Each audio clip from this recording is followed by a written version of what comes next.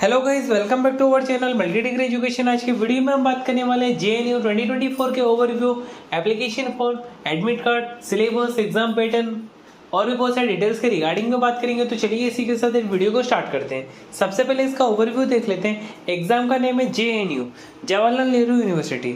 Organising department है national testing agency. Exam का level है यूनिवर्सिटी लेवल। एग्जाम का मोड है computer based test mode. Application mode online mode है। Course offer करती है यूजी और पीजी लेवल। सिलेक्शन प्रोसीजर होता है UG course through CUET UG, PG course का होता है सीयूईटी पीजी कोर्स के थ्रू इनका सिलेक्शन होता है। एग्जाम डेट की बात करें, ऑनलाइन एप्लीकेशन फॉर्म स्टार्ट होता है 2 week of February 2024। Last date है 4 वीक ऑफ मार्च 2024। एप्लीकेशन का जो करेक्शन डेट है 2 week of April. Exam city announce होता है 4 week of April. Admit card release होता है 2 week of May. COCET UG 2023 का जो एंट्रेंस एग्जाम होता है मई में। आंसर का रिलीज होता है जून में। रिजल्ट डिक्लेयर होता है जून जुलाई 2024। फॉर पीजी कोर्स की बात करते हैं, एप्लीकेशन फॉर्म सबमिशन स्टार्ट होता है 3 week of March. Last date है 2 week of April. Last date of transaction of exam fee 3 week of April. Application correction आता है अप्रैल में। एडमिट कार्ड मई जून। एग्जाम डेट है जून 2024। आंसर के release होता है 2 वीक ऑफ जुलाई। रिजल्ट भी डिक्लेयर होता है 2 week of July. Counselling start होता है 3 week of July. For MB की बात करें तो इनका जो एप्लीकेशन फॉर्म स्टार्ट होता है 4 week of January 2024। Last date है 3 वीक ऑफ मार्च 2024। अभी हम इसके एप्लीकेशन फॉर्म के रिगार्डिंग में बात कर लेते हैं। इनका जो एप्लीकेशन फॉर्म आता है थ्रू ऑनलाइन मोड के थ्रू आता है। इनका कोई भी और दूसरा मोड नहीं है फॉर द कैंडिडेट। और इनका जो लास्ट डेट होता है 2 week of February 2024 through CUET.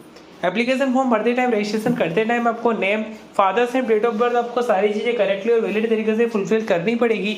उसके बाद आपको इनका जो लास्ट डेट है पीजी का, last week of March 2024 through online board. Application form भरते टाइम आपको नॉर्मली सारी चीज़ें करेक्टली और वैलिड तरीके से फुलफिल करनी। मोबाइल नंबर, ईमेल आईडी भी आपको करेक्ट तरीके से फुलफिल करनी। उसके अंदर आपको ओटीपी आता है फॉर द वेरिफिकेशन। और उसके अंदर आपको करेक्शन फैसिलिटी मिल जाता है, जिसके अंदर अगर आपका एप्लीकेशन फॉर्म में कोई भी मिस्टेक्स होती है तो आपको उसके अंदर नॉर्मली आप करेक्शन की फैसिलिटी, आपको 1 वीक का टाइम मिलता है जिसके अंदर आप करेक्शन कर सकते हो। उसके अंदर आपको स्पेसिफिक बहुत जगह पे आपको डॉक्यूमेंट्स अपलोड करने पड़ेंगे, जैसे कि फोटोग्राफ होगा, सिग्नेचर, आपका अगर कोई क्वालिफिकेशन होता है उसका सर्टिफिकेट आपको अपलोड करने पड़ते हैं। वो स्पेसिफिक साइज और फॉर्मेट में होना चाहिए। एप्लीकेशन फॉर्म एक बार सबमिट करने से पहले, प्रीव्यू करने के बाद एप्लीकेशन फॉर्म को सबमिट कर दीजिएगा।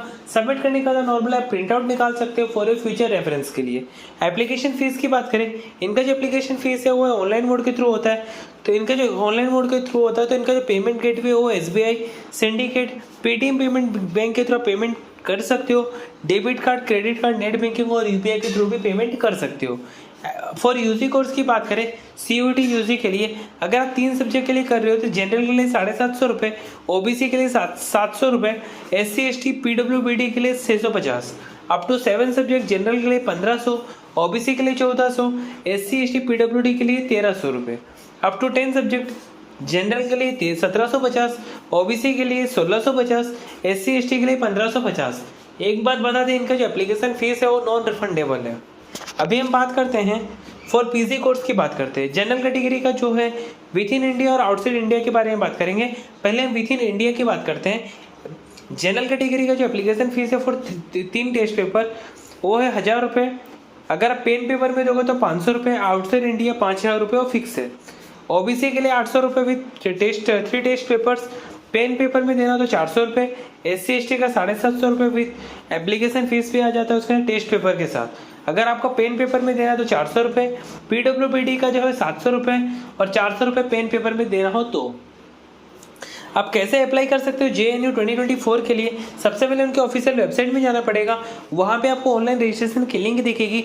उधर आपको वहाँ पे आपको नॉर्मल ईमेल आईडी और मोबाइल नंबर डालना है, जहाँ पे आपको OTP आएगा और वहाँ पे आपको यूनिक आईडी और पासवर्ड जनरेट होगा। उसके थ्रू आपको एप्लीकेशन फॉर्म फिलअप करना पड़ेगा। एप्लीकेशन फॉर्म फिल करते टाइम आपको पर्सनल डिटेल, एजुकेशन डिटेल और एड्रेस आपको करेक्टली और वैलिड तरीके से फुलफिल करनी है। उसके बाद आपको अपलोड करना पड़ेगा डॉक्यूमेंट, जैसे कि फोटोग्राफ और सिग्नेचर आपको अपलोड करना पड़ेगा। स्पेसिफिक साइज और फॉर्मेट में होना चाहिए। उसके बाद आपको एप्लीकेशन फीस भरना पड़ेगा ऑनलाइन मोड में। उसके बाद आपको कोर्स के थ्रू, आप जिस कोर्स के लिए अप्लाई कर रहे हो उसके कोर्स के रिगार्डिंग जितने फीस होगी आपको पेमेंट करनी पड़ेगी। उसके बाद आपको सारी डिटेल चेक करने पड़ेगा और प्रीव्यू करना पड़ेगा। उसके बाद आप सबमिट कर दोगे। सबमिट करने के बाद आपको प्रीव्यू करना है। प्रीव्यू करने सबमिट करने का प्रिंट आउट निकाल लीजिएगा फॉर फ्यूचर रेफरेंस के लिए। एलिजिबिलिटी क्राइटेरिया की बात करें फॉर BA ऑनर्स की, उसके लिए नॉर्मल आपको क्लास 12 कंप्लीट करना पड़ेगा। आप कोई भी रिकॉग्नाइज यूनिवर्सिटी बोर्ड से आप कर सकते हो। एटलीस्ट आपको 45% मार्क्स आपको स्कोर करने पड़ेंगे और एज क्राइटेरिया मिनिमम आपको 17 ईयर्स होना चाहिए 1 अक्टूबर 2024 तक में, और इसके अंदर कोई भी एज लिमिट नहीं है। अगर आप फाइनल ईयर में हो तो आप इजीली एलिजिबल हो टू अप्लाई।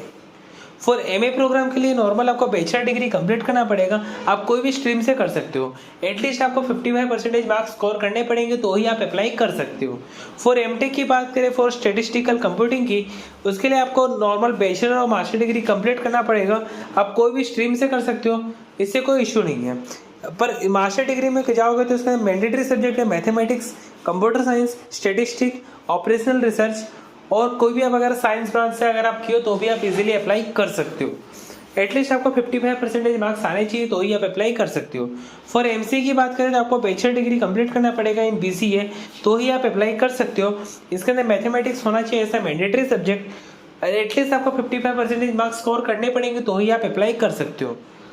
उसके एग्जाम के पैटर्न के बारे में बात करते हैं। फॉर यूजी के लिए, सीयूटी यूजी के लिए इनका जो एग्जाम होता है कंप्यूटर बेस्ड टेस्ट होता है। 3 घंटे का होता है पेपर। उसके अंदर नॉर्मल 3 स्लॉट होते हैं पर डे, और मल्टीपल डेज के थ्रू इनके एग्जाम कंडक्ट होते हैं। इंग्लिश लैंग्वेज में एग्जाम होते हैं। एमसीक्यू टाइप के क्वेश्चन पूछे आते हैं और इसके अंदर टोटल 100 क्वेश्चन पूछा जाता है। एक करेक्ट आंसर में आपको 1 मार्क्स मिलता है। इसके अंदर कोई भी नेगेटिव मार्किंग नहीं है। वही अगर पीजी की बात करें, इनका भी कंप्यूटर बेस्ड टेस्ट होता है। 2 घंटे का एग्जाम होता है, 100 क्वेश्चन पूछे जाते हैं। एक करेक्ट आंसर पर 4 मार्क्स मिलता है, पर एक गलत आंसर पर आपको 1 मार्क नेगेटिव मार्किंग होता है। अभी बात करते हैं स्ट्रक्चर के, क्वेश्चंस के स्ट्रक्चर देख लेते हैं। तो इसके अंदर टोटल जैसे 100 क्वेश्चंस होते हैं, इसके 2 पार्ट में डिवाइड किया गया है। पहले पार्ट में 25 क्वेश्चंस होते हैं, जिसका लैंग्वेज कंप्रहेंशन वर्बल एबिलिटी होता है, और दूसरे पार्ट में डोमेन नॉलेज होता है। उसके अंदर teaching aptitude, mathematics, social science और साइंस होते हैं। अभी दूसरे में देख सकते हैं, उसके अंदर भी वही है, 25 क्वेश्चन पूछे जाते हैं। उसके अंदर comprehension, verbal ability, general awareness, mathematical quantity ability और एनालिटिकल एनालिसिस। सेकंड की बात करते हैं, इसके अंदर भी 100 क्वेश्चन है। नॉर्मली आप देख सकते हैं कि पहले में normal comprehension, verbal, GK, mathematical पूछा जाता है, पर जो सेकंड जो पार्ट होता है उसके अंदर डोमेन नॉलेज होता है, सिविल इंजीनियरिंग, मैकेनिकल इंजीनियरिंग, जो इस फील्ड में जाना चाहता है उनके लिए। अभी हम बात करते हैं तीसरे पार्ट की, जिसके अंदर नॉर्मल जो पहला जो सेक्शन होता है वो comprehension, verbal ability, mathematical quantity ability, DI, logical reasoning. पर वही अगर नॉर्मल थर्ड पार्ट में आप देख सकते हैं वही चीज़ है, पर थोड़ा बहुत डिफरेंस होता है एज पर द कोर्स। इनके सिलेबस की बात करें, अगर आप यूजी में जा रहे हो तो नॉर्मल आपका क्लास 11 12 का सिलेबस रहेगा, और उसके थ्रू आपको जीके, करंट अफेयर सब आपको फोकस करना पड़ेगा और यूसी लेवल के लिए। अभी बात करते हैं सब्जेक्ट वाइज टॉपिक जो इंपॉर्टेंट है आपको जिसके ऊपर फोकस करना चाहिए, उसके रिगार्डिंग हम बात करते हैं। सबसे पहले बात करते हैं एमटेक इन स्टैटिस्टिकल कंप्यूटिंग। उसके लिए जनरल एप्टीट्यूड, आप reasoning, bachelor and master level की mathematics, statistic, computer science and data science.